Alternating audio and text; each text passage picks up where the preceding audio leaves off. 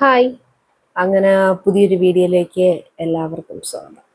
ഇന്നത്തെ വീഡിയോയ്ക്ക് ഒരു ചെറിയൊരു പ്രത്യേകതയുണ്ട്.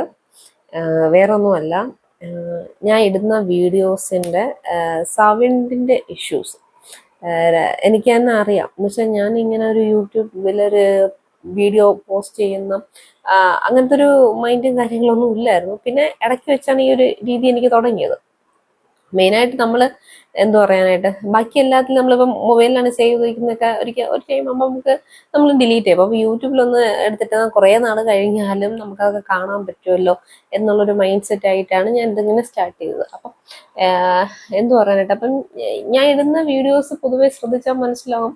ഇങ്ങനെ ഫാനിൻ്റെ സൗണ്ട്, ചിവിടിൻ്റെ കരച്ചിൽ, പട്ടിയുടെ സൗണ്ട്, വണ്ടി പോകുന്ന സൗണ്ട്, ബഹളം, ഇങ്ങനെ പലതുണ്ട്. ഞാൻ മിക്കവാറും വീഡിയോ ഇടുമ്പോൾ ഒക്കെ എൻ്റെ വീട്ടിലൊരു പട്ടിക്കുട്ടിയാണ്, ഞാൻ പറഞ്ഞിട്ടുണ്ട് ടോമിയെ കൊണ്ട് കെട്ടിയിട്ട് ടോമി മിണ്ടല്ലേ ചുമ്മാ ഇരിക്കുന്നൊക്കെ ഇങ്ങനെ 100 കാര്യമൊക്കെ പറഞ്ഞിട്ടാണ് ഞാൻ വീഡിയോസ് അപ്ലോഡ് ചെയ്യുന്നത്. അപ്പം പക്ഷെ ഇങ്ങനെയൊക്കെ പറയാൻ പട്ടി കിടന്ന് കറക്റ്റ് സമയമാണ് പട്ടി കുറയ്ക്കുകയും ചെയ്യും. അപ്പം ഇങ്ങനെ വീഡിയോസ് അപ്ലോഡ് ചെയ്യുമ്പോൾ 2-3 പേര് എനിക്ക് അറിയത്തില്ല അവരെവിടെ ഉള്ളവരാണോ, എനിക്ക് ഒരു ഐഡിയ ഇല്ല. പക്ഷെ എങ്കിലും കണ്ടു ചോദിക്കാനായിട്ടുള്ള മനസ്സിന് വലിയൊരു നന്ദി പറയുന്നുണ്ട്. അപ്പം സൗണ്ട് കുറവാണെന്ന് ഇങ്ങനെ പറഞ്ഞിട്ടുണ്ടായിരുന്നു. അപ്പം എനിക്കൊരു ചെറിയ മൈക്ക് മേടിക്കണം എന്നൊരു താല്പര്യം ഉണ്ടായിരുന്നു. അങ്ങനെയാണ് ഞാൻ ഈ കാണുന്ന ഡിജിടെക് എന്ന് പറഞ്ഞിട്ടൊരു മൈക്ക് മേടിച്ചു. ഈ മൈക്കിനൊരു കഥയുണ്ട്. അതെ, ഇവിടെ ഞാൻ കണക്ട് ചെയ്ത് വെച്ചിട്ടുണ്ട്. അത്യാവശ്യം ക്വാളിറ്റി ഉണ്ടോ എന്നൊക്കെ ചോദിച്ചാൽ കുഴപ്പമില്ല. അപ്പം വലിയ സൗണ്ടിന്റെ ഇഷ്യൂ നിന്ന് പുറത്തുള്ള ആ ഒരു നോയിസ് ക്യാൻസലിംഗ് ഒക്കെ കുറച്ച് കുറവായിട്ട് തന്നെ പറയാം, നമുക്ക് ക്യാൻസൽ ചെയ്യാനായിട്ടൊക്കെ പറ്റുന്നുണ്ട്. വലുതായിട്ടൊന്നല്ലെങ്കിലും ആവറേജ്. ഇപ്പം എന്തോ പറയാനായിട്ട് കുറച്ച് ഭേദം ഉണ്ടെന്ന് തന്നെ പറയാം. വീഡിയോസ് അപ്ലോഡ് ചെയ്യുമ്പോൾ നിങ്ങൾ തന്നെ നോക്കി നോക്കുക എങ്ങനെയാണെന്നുള്ളത് നോക്കിയിട്ട്. അപ്പം ഞാൻ കുറച്ച് കേട്ട് നോക്കിയപ്പോൾ എനിക്കൊരു സുഖമായിട്ട് തോന്നുന്നുണ്ട്.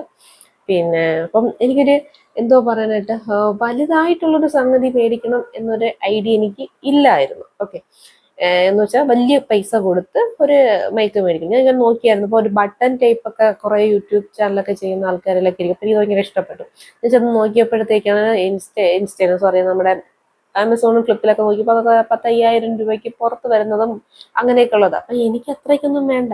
ഒരു 500, 600, 700 ആ ഒരു ബഡ്ജറ്റിനകത്ത് നോക്കിയാണ് ഞാൻ നിന്നത്. അപ്പം ഈ ഒരു സംഗതിയാണ് ഞാൻ കണ്ടത് അതിനകത്ത് നോക്കിയപ്പോൾ. എന്ന് വെച്ചാൽ ഏകദേശം 2000, 1500 പുറത്തൊക്കെയാണ് ഇച്ചിരി കൂടിയ മൈക്കിൻ്റെയൊക്കെ സ്റ്റാർട്ടിങ് ഞാൻ നോക്കിയപ്പോൾ കണ്ടത്. അപ്പം എനിക്ക് സത്യം പറയാമല്ലോ, ഞാൻ പറഞ്ഞിട്ടുണ്ട് എൻ്റെ വീട്ടിലെല്ലാം ഞാൻ പറഞ്ഞു ഞാൻ എങ്ങനെ ബഡ്ജറ്റ് ഫ്രണ്ട്ലി ആയിട്ടുള്ളൊരു സാധനം മേടിക്കാം എന്ന് നോക്കുന്ന ആൾ. അപ്പം ഈ ഒരു കാര്യവും സെറ്റപ്പും കാര്യങ്ങളൊക്കെ കാണുമ്പോഴും നമ്മൾക്ക് അയ്യോ ഇത്രയും പൈസയും കാര്യം ഇതൊക്കെ എന്നല്ലെങ്കിൽ ഒരു വീടും കാര്യങ്ങളൊക്കെ ഉണ്ടായിട്ട് എന്തിനാ ഇത്ര പൈസയ്ക്ക് ഇങ്ങനെ ചിതരം കാണിക്കണേ, അങ്ങനെയൊന്നുമില്ല. പൈസ എന്ന് പറയുന്നത് ഭയങ്കര വിലയുള്ള സംഗതിയാണ്. എന്നെ സംബന്ധിച്ച് എനിക്ക് പൈസയ്ക്ക് ഭയങ്കരമായിട്ടൊരു മൂല്യം കൊടുക്കുന്ന ഒരാളാണ് ഞാൻ. ഇത് ഹസ്ബൻഡിന്റെ വീടാണ്.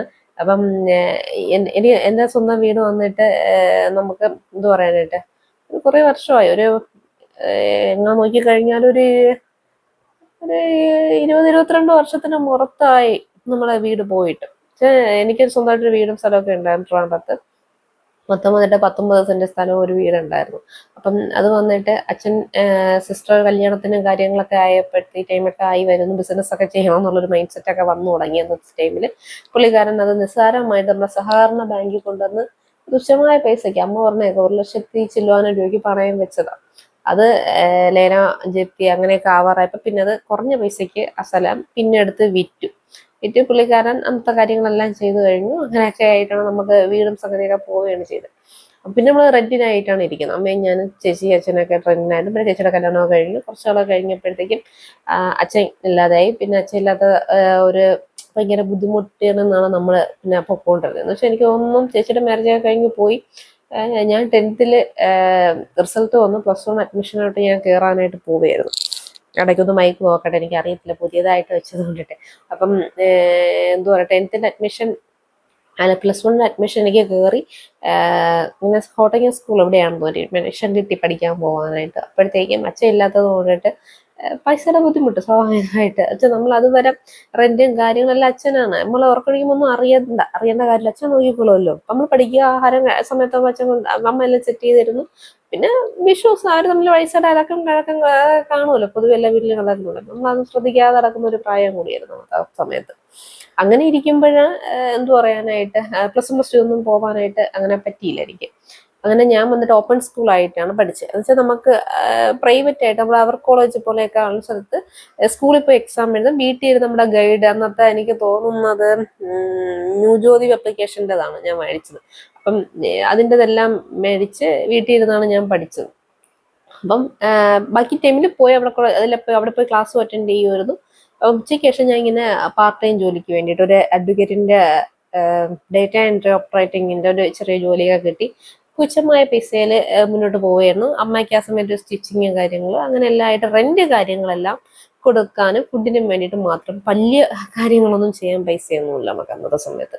എന്ന് വെച്ചാൽ വലിയ കാര്യങ്ങൾ ഉദ്ദേശിക്കുന്നത് മെയിനായിട്ട് എന്തു പറയാനായിട്ട് ഫുഡ് വല്ല നമുക്ക് എന്തും വാങ്ങിക്കാൻ പറ്റുന്ന ഒരു ടൈമുണ്ട്. നമുക്കത് എപ്പോഴും നമുക്ക് നമ്മൾ എന്താ പറയാ കൂടെ ഉള്ളപ്പം നമുക്ക് ഒരാളെ വില അറിയാതിരിക്കുന്നത് പോയി കഴിഞ്ഞതിന് ശേഷം നമുക്ക് അതിന്റെ വാല്യൂ എത്രയെന്ന് മനസ്സിലായി. അച്ഛനൊന്നും ഒരാളില്ലാതായപ്പോഴാണ് നമുക്ക് അതിന്റെ വലിയ കാര്യം മനസ്സിലായത്. ആഹാരത്തിനാണെങ്കിലും ഒരു സാധനം, പുതിയ ഡ്രസ്സ്, സാധനങ്ങൾ എല്ലാം നമ്മളൊന്നും അറിയണ്ടായിരുന്നു. പിന്നെ നമുക്ക് എന്താ പറയാ മാക്സിമം ലുബ്ധിച്ചും കഷ്ടപ്പെട്ടും ജീവിക്കുന്ന ഒരു ടൈമിലാണ് പൊക്കോണ്ടിരുന്നത്. അങ്ങനെയൊന്നും പ്ലസ് 1 പ്ലസ് 2 ഒക്കെ ഈ ഒരു രീതിയിൽ തന്നെ പഠിച്ച് അങ്ങനെ പോയി ഡിഗ്രിക്ക് കയറണമെന്നുണ്ടായിരുന്നു. അങ്ങനെ അവിടെ നിന്ന് ഇവിടെ നമുക്ക് സഹായവും കാര്യങ്ങളൊന്നും അങ്ങനെയൊന്നും ആരും വരത്തില്ല. നമുക്ക് അങ്ങനത്തെ പ്രത്യേകതയുള്ള മനുഷ്യരാണല്ലോ നമ്മളെന്ന് വെച്ചാൽ. നമുക്കിപ്പം എന്തോ പറയാ നമ്മളെ കയ്യിൽ പണം ഉണ്ടെങ്കിൽ നമുക്ക് എല്ലാവരും കാണും, കയ്യിൽ പൈസ ഇല്ലെങ്കിൽ നമ്മളെ കൂടെ ആരും വരത്തില്ല. നമ്മൾ സഹായ ഹസ്തങ്ങളൊക്കെ ഒന്ന് വളരെ കുറവായിരുന്നു നമുക്ക്. അപ്പം എന്തോ പറയട്ടെ, ഇപ്പം ചേച്ചി കല്യാണം കഴിയുമ്പോൾ അവരെ ഡിപ്പെൻഡ് ചെയ്ത് കൂടുതൽ നിൽക്കാൻ പറ്റില്ല. എല്ലാവർക്കും അവരവരായ ലൈഫുകളുണ്ടല്ലോ. അങ്ങനെ വന്നപ്പോഴത്തേക്കും പിന്നെ പ്ലസ് 1 പ്ലസ് 2 അഡ്മിഷൻ അതൊക്കെ കഴിഞ്ഞു. ഡിഗ്രിക്ക് കയറാൻ നോക്കി. ഡിഗ്രിക്ക് വന്നപ്പോഴത്തേക്ക് എനിക്ക് BA മലയാളം വരുന്നു. അപ്പൊ സംസ്കൃത കോളേജ് അഡ്മിഷൻ കിട്ടിയിട്ടും കയറാൻ പറ്റിയില്ല. അങ്ങനെ കോളേജ് വിട്ടിട്ട് ഞാൻ പിന്നെ ഓപ്പൺ ഇതായിട്ട് അതും കോളേജിൽ വന്ന് പഠിക്കുന്ന ഒരു രീതിയാണ് എനിക്ക് ഉണ്ടായിരുന്നത്. അപ്പം അതും കോളേജ് കഴിയുമ്പോൾ പിന്നെ അതിനുശേഷം ഈ ജോലിക്ക് ഇതേപോലെ ഡാറ്റ എൻട്രി, ടെലി കോളിംഗ് അങ്ങനെയൊക്കെ പോയി. പക്ഷെ പണ്ടത്തിനെക്കാട്ടി കുറച്ചുകൂടെ സാലറി കുറച്ചുകൂടെ കൂടി, 5 രൂപ 6 രൂപ ആ രീതിയിലായി. പിന്നെ അവിടെ നിന്ന് ഈ ജോലിയും കാര്യങ്ങളും എല്ലാം കൂടെ ആയി. പിന്നെ എൻ്റെ കൂടെ ഈ ഡിഗ്രിയുടെ പകുതിക്ക് തന്നെ കഴിഞ്ഞപ്പോൾ തന്നെ ഞാൻ പിന്നെ ഒരു TTC കോഴ്സ് എടുത്തു. അങ്ങനെ അതിന് വേണ്ടിയിട്ട് പോകുന്നു. ആ കോഴ്സിന്റെ കൂടെ തന്നെ പഠിച്ചുകൊണ്ടിരിക്കുമ്പോൾ തന്നെ സ്കൂളിൽ ഒരു ജോലി തൽക്കാലമായിട്ട് കിട്ടുന്നു. അങ്ങനെ ഡാൻസ് നടത്താം. അങ്ങനെ എല്ലാം കൂടെയൊക്കെ ആയിട്ടാണ് ലൈഫ് കൊണ്ടെത്തിച്ചുകൊണ്ടിരുന്നത്. ഒരു ചെറിയ സ്റ്റോറി ആയിട്ട് ഷോർട്ടാക്കിയാണ് പറഞ്ഞത്. അപ്പം ഈ ബുദ്ധിമുട്ടിലായിരിക്കും നമുക്കിപ്പോഴും വീടും കാര്യങ്ങളൊന്നും അമ്മയ്ക്കായിട്ടില്ല, അമ്മ ഇപ്പോഴും റെന്റിനാണ്. അപ്പം ഒരു കുഞ്ഞ് വീട് വെക്കുന്ന ആഗ്രഹങ്ങളൊക്കെ ഉണ്ട്. പക്ഷെ എന്താ പറയുക, ഇന്നത്തെ കാലത്ത് ഗവൺമെന്റ് ജോലിക്കാർക്ക് പോലും ലോൺ കിട്ടും. സാധാരണ പ്രൈവറ്റ് ജോലിക്കാർക്ക് അവർ ഉടനെ ചോദിക്കും നിങ്ങളുടെ എന്താ പറയണ്ടേ ബാങ്കിന്റെ സ്റ്റേറ്റ്മെന്റ് ചോദിക്കുന്നു. അത് കഴിഞ്ഞിട്ട് നമ്മുടെ വേറൊരു സംഗതി ഉണ്ടല്ലോ, സിബിൽ സ്കോർ നോക്കുന്നു. എല്ലാം ഉള്ള ഒരു ആളാണെങ്കിൽ ഉടനെ ITR റിപ്പോർട്ട് ചോദിക്കുന്നു. ഇതെല്ലാം ക്ലിയർ ആണെങ്കിൽ മാത്രമേ നിങ്ങൾക്ക് വീടിന് വേണ്ടിയിട്ടോ അല്ലെങ്കിൽ ലോണിന് വേണ്ടിയിട്ട് എന്തെങ്കിലും അപ്രൂവേഷൻ തരത്തുള്ളൂ. ഇങ്ങനെ എന്തോ പറയാനായിട്ട് സാധാരണക്കാരായ മനുഷ്യർക്ക് ഒരു ലോണ് കിട്ടാൻ ഭയങ്കര ഞാനിപ്പോൾ അനുഭവിക്കുന്നുണ്ട്. നമ്മൾ എത്ര ബാങ്ക് കയറി ഇറങ്ങുന്നു, അവിടെ നിന്നൊക്കെ വരുന്ന റിജക്ഷൻസ്. നമ്മളൊരു എന്താ പറയുക ഒരു പ്രോപ്പർട്ടി മേടിക്കാനായിട്ട് ചിലപ്പോൾ വസ്തു പൈസ കയ്യിലായിട്ട് നിൽക്കത്തില്ല. നമുക്ക് വേറെ സേവിങ്സും കാര്യമില്ല. നമ്മൾ അന്നുള്ള സംഗതിയിൽ ജീവിച്ചു പോകുന്ന മനുഷ്യരാണ് നമ്മളപ്പോഴുള്ളവര്. അങ്ങനെയുള്ളപ്പം നമുക്ക് എന്താ പറയുക ഇൻകം എന്ന് പറയുന്നത് തുച്ഛമായ ഇൻകങ്ങളിനകത്ത് നമ്മൾ അവിടെ ഇവിടെയൊക്കെ കൊടുത്ത് മിച്ചം വരുമ്പോൾ ഒരു മാസം കൂട്ടി എത്തിക്കാൻ ഭയങ്കര ബുദ്ധിമുട്ട് തന്നെയാണ്. ഇപ്പം എന്തോ പറയാനായിട്ട് സാധാരണക്കാരായുള്ളവർക്ക് ഇത് എന്റെ അനുഭവത്തിലൂടെ പോകുന്നവർക്ക് മനസ്സിലാവും അത് എന്താണെന്നുള്ളത്. അപ്പം ഒരു വീടെന്ന് പറയുന്നത് ഭയങ്കരമായ ഒരു കാര്യം. ഇപ്പം എന്നെ സംബന്ധിച്ച് അച്ഛൻ ആ ടൈമിൽ പോയ സംഗതി നമുക്ക് തിരിച്ച് ഇനിയിപ്പം എന്താ പറയുക സ്വന്തമായിട്ടൊരു വീട് എന്ന് പറയുന്ന വലിയ ഡ്രീം തന്നെയായിട്ടുള്ള കാര്യം. ഇപ്പം ഞാനിങ്ങനെ ആണെങ്കിലും അമ്മ ഒറ്റയ്ക്കാണ് ഇപ്പോഴും, അമ്മയ്ക്ക് വീടില്ല. അപ്പം അമ്മ എങ്ങനെയൊരു വീട് വെച്ച് നമ്മളെല്ലാം കൂടി സെറ്റിൽ ആയിട്ടിരിക്കണം എന്നുള്ള ആഗ്രഹങ്ങൾ, അങ്ങനെ കൊച്ചു കൊച്ചു കാര്യങ്ങളൊക്കെ ആയിട്ടൊക്കെയാണ് പോകുന്ന ഒരാളാണ് ഞാൻ. അപ്പൊ ഇങ്ങനെ ഇരിക്കുമ്പോഴത്തേക്കും 1 രൂപയ്ക്ക് പോലും എനിക്ക് വിലയുണ്ടെന്ന് പറഞ്ഞതാണ്. പക്ഷെ ഞാൻ പൈസയുടെ ബുദ്ധിമുട്ടിൽ കൂടെ വന്ന ഒരാളായിരുന്നു. അപ്പം ആ ഒരു ബുദ്ധിമുട്ടും സ്ട്രഗിൾസ് ഒക്കെ അനുഭവിച്ച് വരുന്ന ഒരാൾക്ക് ഇന്നും 1 രൂപ എടുക്കുമ്പോൾ എനിക്ക് വിലയുണ്ട്. അതുകൊണ്ടാണ് എൻ്റെ എല്ലാ വീഡിയോയിലും എടുത്തിട്ട് നോക്കിയാൽ മനസ്സിലാവും നമുക്ക് വില കുറവിൽ എന്ത് മേടിക്കാം, എവിടെ ഓഫറുണ്ട് എന്ന് വെച്ചാൽ. നമുക്ക് ലാവിഷായിരുന്ന ഒരാളെ നമ്മളെപ്പോഴും പറയത്തില്ലേ, ഒരു മനുഷ്യന്റെ സാഹചര്യമായിരിക്കും അവരിങ്ങനെ ആക്കി തീർത്തത്. അത് 100% ഞാൻ വിശ്വസിക്കുന്ന ഒരാളാണ്.